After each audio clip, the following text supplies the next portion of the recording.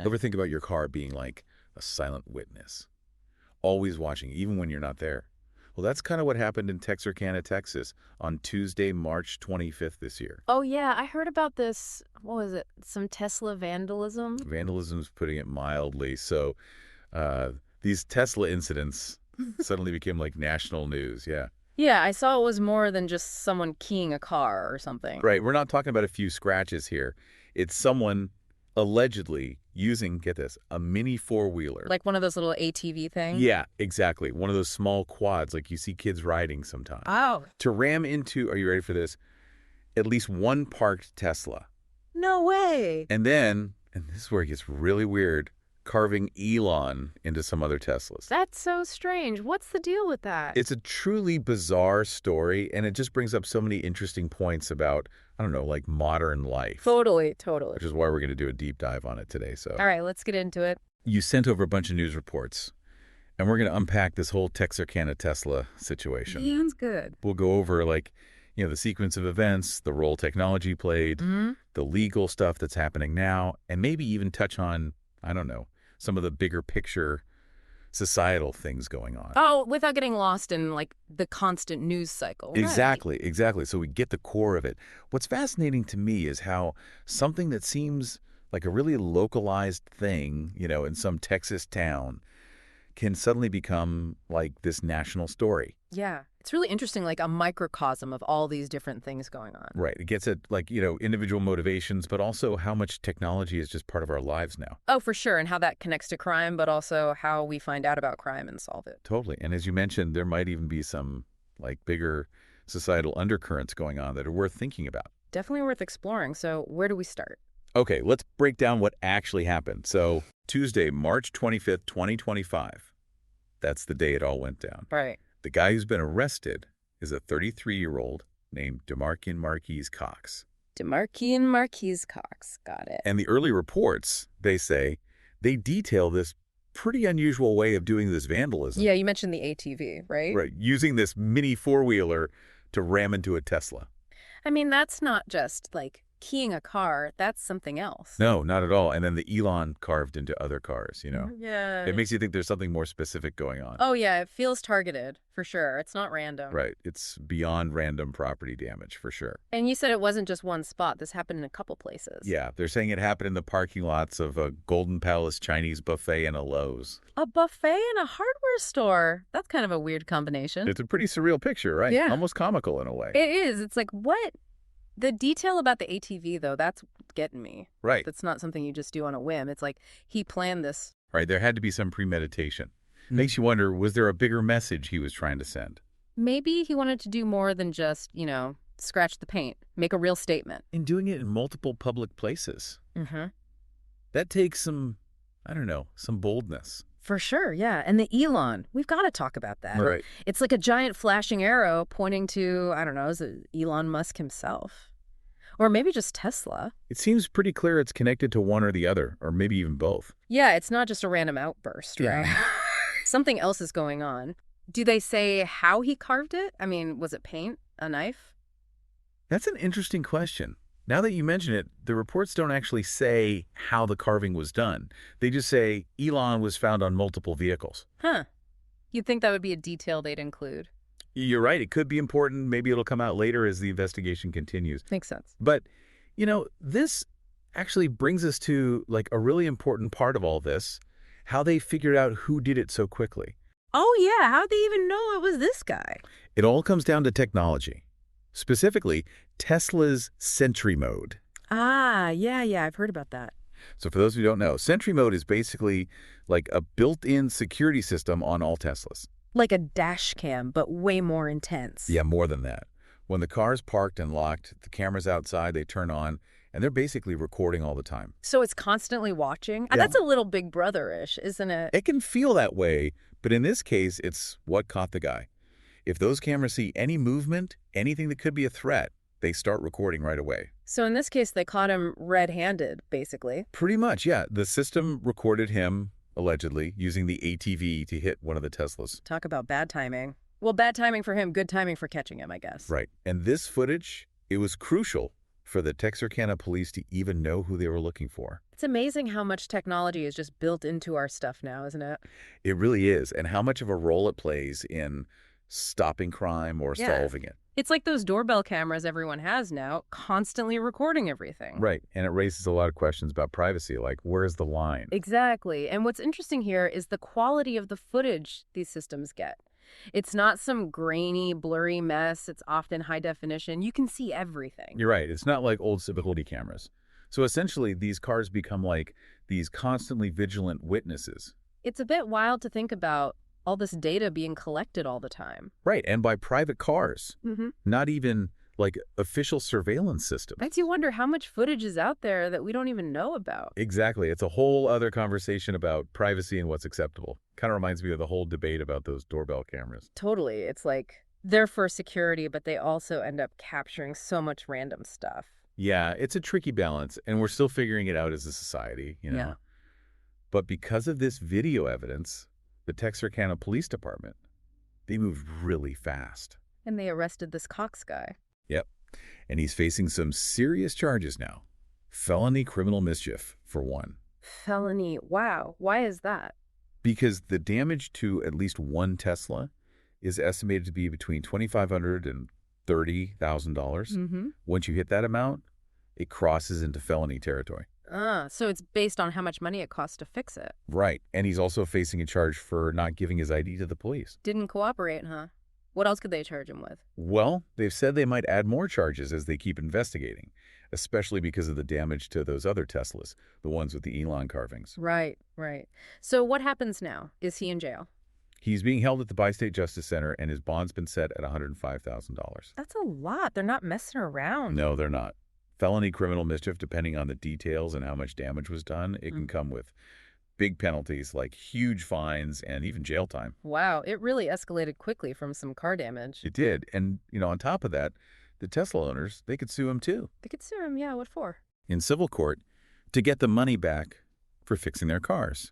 And remember, that extra charge for not giving his ID, Yeah. that just adds another layer of legal trouble for him. It's interesting, because you think of vandalism, it doesn't sound that bad, but... But it can have some serious consequences. Exactly. Big time legal and financial repercussions, especially when it goes above a certain dollar amount. Right. And the civil lawsuits, those can be really costly too, not just for fixing the car, but also legal fees, all of that. Right. It all adds up. And that bond amount, $105,000, that says a lot about how seriously they're taking this. Oh, absolutely. And then, of course, there's the whole question of why he did it in the first place. Yeah, what's the motivation here? Well, the Elon carvings, those seem to be the biggest clue. They definitely suggest he's got something against Elon Musk or Tesla, right? Exactly. It seems like there's some kind of animosity there, whether it's personal towards Elon Musk or against Tesla as a company, or maybe both. It has to be more than just random anger, right? Right, especially with that carving. But the authorities, they've said that Cox hasn't said why he did it. So we're left to guess. Pretty much, yeah. Yeah. We've got to look at the clues we have and see what makes sense. We've definitely seen more and more of this stuff online, Like what? People targeting brands, public figures, all sorts of stuff. Yeah, I've seen that. It can get pretty intense online. It can. And it's driven by all kinds of things. Strong opinions, misinformation, even just negativity. Right. The internet can be a breeding ground for that kind of stuff. It can, for sure. And it's worth mentioning, although this is based on what's going around online and hasn't been confirmed officially, Okay. that there's been talk about the FBI maybe looking into whether this could be something more serious, like domestic terrorism. Wait, really? Because of some vandalism? It's not confirmed, but it's out there. It just shows how seriously some people are taking this and how vandalism, especially when it seems targeted like this, Can be seen as something bigger. Exactly. It makes you think about where the line is between vandalism and something more serious. Yeah, it's blurry sometimes. So if the FBI is looking at this, what are they looking for? Like, what makes them think it could be terrorism? That's a really good question. I'm not an expert on that, but I imagine they'd be looking for any signs that it wasn't just a personal thing, like was it meant to scare or threaten a whole group of people? Right, so not just about damaging some cars. Exactly.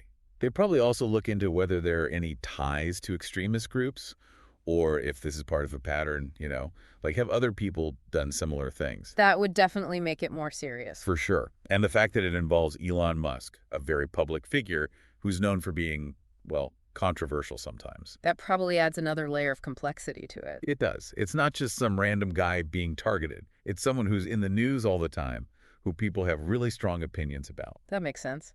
So it's no surprise this got national attention then. Oh, it blew up. Major news networks, social media, everywhere. Yeah, I saw it all over my feeds too. And it's interesting, the Sentry Mode footage, it was what led to the arrest, right? Right. But it also started all these conversations about privacy, which is something we've touched on a bit. It's a double-edged sword, isn't it? It really is. On one hand, it helped catch a suspect, gave the police evidence they needed. But on the other hand, it's like constant surveillance. Exactly. And not by the government, by private companies. It's a tough ethical question. It is. And then you have all the talk online about whether there's going to be more vandalism against Teslas. Yeah, people were speculating like crazy about that. People think it might be politically motivated, right? Right, because of how polarizing Tesla and Elon Musk can be. Yeah, people have really strong feelings about them one way or the other. They do.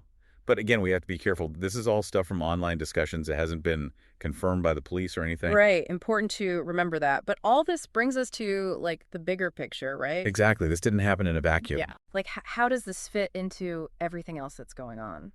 Right. We're living in a time that's pretty tense, Oh, right? definitely. Lots of division. Yeah.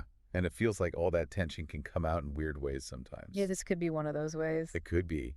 And social media, it doesn't help, does it? It's a mixed bag, right? It connects people, but it also... It can make things worse. Yeah, it can amplify extreme views, make people even more divided. It's like the real world and the online world are constantly feeding into each other. A feedback loop. Exactly. But it's important to remember, technology itself isn't good or bad. It's just a tool. Right. It depends on how it's used. And in this case, we see that duality really clearly. Like, on the one hand, maybe online platforms played a role in shaping this guy's views or whatever led him to this. But on the other hand, the technology, the Sentry Mode, that's what caught him. Right. It's a powerful tool for both stopping crime and solving it. It's wild. It really shows the complicated relationship we have with technology. It can be a problem and a solution at the same time. It really can. What about the police in all this? They seem to have handled it pretty well. Yeah, the Texarkana Police Department, they were quick, efficient. Got to give them credit for that. They did a good job. It shows how important it is to have thorough investigations to really follow through on these kinds of things. And their collaboration with technology, using that Sentry Mode footage, that was key. Oh, totally. That's what made the difference. It makes you wonder, what's next? What are the implications of all this? Good question. Will we see more people, like, getting extra security on their EVs? Maybe, yeah.